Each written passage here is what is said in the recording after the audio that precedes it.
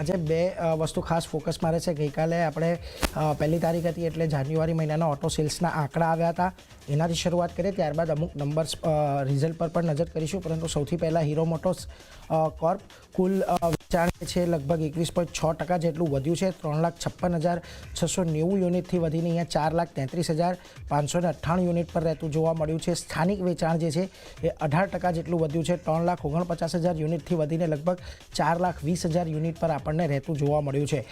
નિકાસ છે એની અંદર પણ વધારો થયો છે। 7,253 યુનિટથી લગભગ 74% જેટલી નિકાસ વધી છે। 12,664 યુનિટ પર આપણને રહેતી જોવા મળી છે। એટલે હીરો મોટો કોર્પ માટે આજે થોડુંક પોઝિટિવ રહી શકે છે। જોકે ગઈકાલે જ આપણે ઓટો સ્ટોક્સની અંદર એક સારી એવી રેલી જોઈ હતી। એની સાથે જ આઈસર મોટર્સ જુઓ, કુલ વેચાણ જે છે કંપનીનું ખાસ કરીને મોટરસાઇકલ એટલે કે રોયલ એનફિલ્ડનું વેચાણ જે છે એમાં 2%નો વધારો થયો છે। 74,000થી વધીને 76,187 યુનિટ પર આપણને રહેતું જોવા મળ્યું છે। અને એક્સપોર્ટ્સ જે છે 20% જેટલા ઘટ્યા છે। 7,044 યુનિટથી ઘટીને 5,631 યુનિટ પર આપણને અહીંયા રોયલ એનફિલ્ડના એક્સપોર્ટ રહેતા જોવા મળ્યા છે। એટલે અહીંયા ખાસ એક ધ્યાન રાખતા રહીશું। અશોક લેલેન્ડના પણ આપણે નંબર્સ આવતા જોયા। જો કુલ વેચાણ 7% જેટલું વધ્યું છે, 7% જેટલું ઘટ્યું છે, માફ કરશો, 17,200 યુનિટથી ઘટીને 15,939 યુનિટ પર રહ્યું છે। અને ખાસ કરીને અહીંયાથી એક ટોટલ જે અનુમાન હતું એ 16,800નું હતું, જેમાં પણ આજે આપણને ઘટાડો એક આવતો જોવા મળ્યો છે। એટલે ખાસ એના પર એક ધ્યાન રાખતા રહીશું। ખાસ કરીને હીરો મોટો કોર્પ આઈસર બંનેમાં ગઈકાલે સારી એવી તેજી જોઈ હતી, એટલે અહીંયાથી આપણને એક પોઝિટિવ આજે પણ સંકેત મળી શકે છે। એટલે ખાસ એક ધ્યાન ત્યાં રાખશું। પછી કેસ્ટ્રોલ ઇન્ડિયાના પરિણામ આવ્યા છે। પરિણામ જુઓ, અહીંયાથી સારા રહેતા જોવા મળી રહ્યા છે। નફો જે છે 25% જેટલો આપણને વધતો દેખાઈ રહ્યો છે। 193 કરોડથી વધીને 241 કરોડ પર રહ્યો છે। આવક જે છે એ 1,176 કરોડથી 7.5% જેટલી વધીને 1,266 કરોડ પર રહેતી જોવા મળી છે। એબિટા 250 કરોડથી વધીને 329 કરોડ પર રહેતા જોવા મળ્યા છે। અને માર્જિન 21%થી વધીને 26% પર રહેતા જોવા મળ્યા છે। દરેક ફ્રન્ટ પર કંપનીના પરિણામ ઘણા સારા છે, એટલે ખાસ આજે અહીંયા એક પોઝિટિવ એક્શન આપણે એન્ટિસિપેટ કરી શકીએ છીએ। આની સાથે જ સોનાટા સોફ્ટવેર જોઈ લો, પરિણામ થોડા નબળા અહીંયાથી રહેતા દેખાઈ રહ્યા છે, કારણ કે 124 કરોડના પ્રોફિટની સામે કંપનીએ 46 કરોડની ખોટ અહીંયાથી કરી છે। આવક અહીંયા 30% જેટલી ચોક્કસથી વધી છે, 2,493 કરોડ પર રહી છે।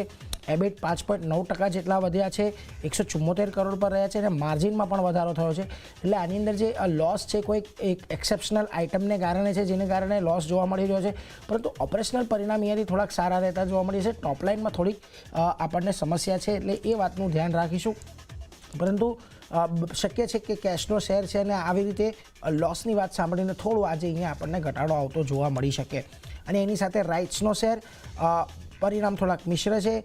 પ્રોફિટ અહીંયાથી 12% જેટલો ઘટ્યો છે, 129 કરોડ પર રહ્યો છે। આવક સામાન્ય વધી છે, 1% જેટલી વધી છે, 682 કરોડ પર રહી છે। એબિટા 12.5% જેટલા ઘટ્યા છે, 168 કરોડ પર રહ્યા છે। અને માર્જિન 28.5%થી ઘટીને 24.7% પર રહેતા જોવા મળ્યા છે। નબળા પરિણામ છે, પાવર સેક્ટરની કંપની છે, જોઈએ આજે અહીંયા થોડીક વધારે નરમાશ આજે આપણને આવતી જોવા મળી શકે છે। તો આ બધા પરિણામો ખાસ કરીને ઓટો નંબર્સ, જેના પર આપણે ખાસ ફોકસ રાખીશું। જી, તો આ બધા શેર સાથે એક રિએક્શન બતાવી શકે છે। આથી અન્ય કયા કાઉન્ટર્સ છે કે જેના પર ફોકસ રાખવાનું છે? જી ચાંદી, અન્ય પણ ઘણા બધા પરિણામ આવ્યા છે। શરૂઆત આપણે ઇન્ડિયન હોટલ સાથે જ કરીએ તો સારા પરિણામ કંપની તરફથી રજૂ કરવામાં આવ્યા છે, અને અત્યાર સુધીના કહી શકાય કે સૌથી સારા પરિણામ છે કંપનીના ત્રિમાસિક ધોરણે। વાત કરી લઈએ નફાની, તો 18.2% આપણને નફો વધતો દેખાયો છે, 476.9 કરોડની આસપાસ પહોંચતો દેખાયો છે। સાથે જ આવકની વાત કરીએ તો 16.5%નો આવક અહીંયા વધતી દેખાઈ રહી છે, 1,963.8 કરોડની આસપાસ આવક પહોંચતી દેખાઈ રહી છે। એબિટાના ફ્રન્ટથી પણ સારા પરિણામ છે, 22.6% આ કંપનીના એબિટા વધી અને 732.4 કરોડની આસપાસ પહોંચતા દેખાયા છે। જ્યારે માર્જિનની વાત કરીએ તો જે 35.4% પર હતા ત્યાંથી સુધરી અને 37.3% પર આવતા દેખાયા છે। એટલે ઘણા સારા પરિણામ ઇન્ડિયન હોટલ્સ પર તરફથી આવતા દેખાયા છે। નજર આ સ્ટોક પર રાખવાની રહેશે। પણ બીજી બાજુ બાટા ઇન્ડિયાની વાત કરી લઈએ તો અહીંયા નબળા પરિણામ કંપની તરફથી આવતા દેખાયા છે। નફો કંપનીનો 30.1% ઘટ્યો છે અને લગભગ 58 કરોડની આસપાસ પહોંચતો દેખાયો છે। સાથે જ આવકની વાત કરીએ તો ત્યાં 0.4% મામૂલી એવો વધારો આપણને જોવા મળતો દેખાયો છે, જે 900 કરોડ પર હતો ત્યાંથી આવક વધી અને 903.4 કરોડની આસપાસ પહોંચતી દેખાઈ રહી છે।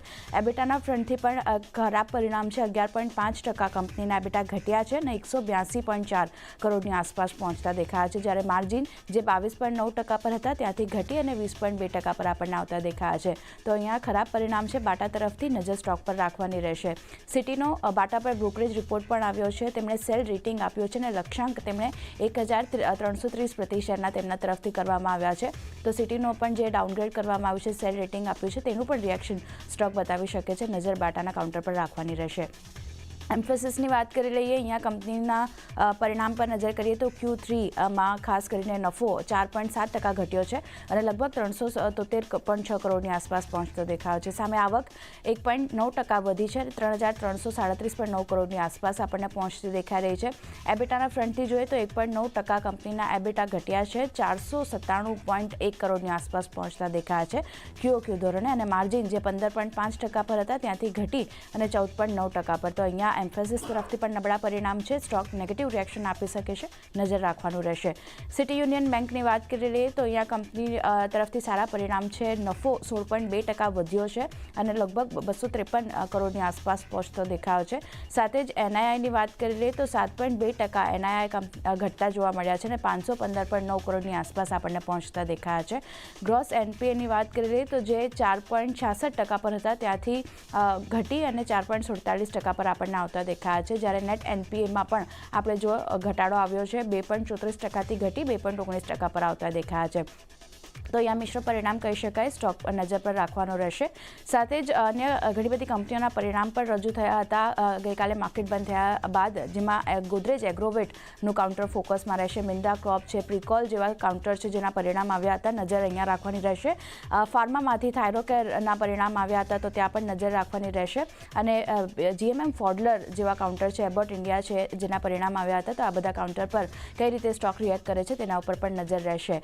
ન્યૂઝ બેઝ રિએક્શન પેનેશિયા બાયોમાં આજે જોવા મળી શકે છે, કારણ કે કંપનીનો જે પ્લાન્ટ છે તેમાં US FDA પાસેથી ખાસ કરીને અવલોકન મળ્યા છે. બધી યુનિટ માટે 9 અવલોકનો જે છે તે મળ્યા છે અને અવલોકનો સાથે જે OAI પણ આ કંપનીને મળ્યું છે અને US FDA 3 થી 12 ઓક્ટોબર વચ્ચે તપાસ હાથ ધરી હતી અને સપ્ટેમ્બર 2022માં ખાસ કરીને 23માં ખાસ કરીને વોર્નિંગ લેટર જે છે તે આપણને આ કંપનીને મળતો દેખાયો હતો. બધી યુનિટથી યુએસમાં પ્રોડક્ટ જે છે તે એક્સપોર્ટ થાય છે, તો આ મોટું યુનિટ છે. ખાસ કરીને એમાં જો અવલોકનો 9 અવલોકનો મળ્યા છે, ઘણા મોટા ન્યૂઝ છે, તો રિએક્શન કઈ રીતે સ્ટોકમાં જોવા મળશે તેના પર નજર રાખવાની રહેશે. પણ આ ન્યૂઝ પર કંપની તરફથી સ્પષ્ટતા આવી છે કે US FDAના જે એક્શન છે તેની કોઈ અસર કારોબાર પર નહીં જોવા મળે, પણ સ્ટોક આજે જરૂરથી એક રિએક્શન આપશે, તો પેનેશિયા બાયો પર એક નજર રાખવાની રહેશે.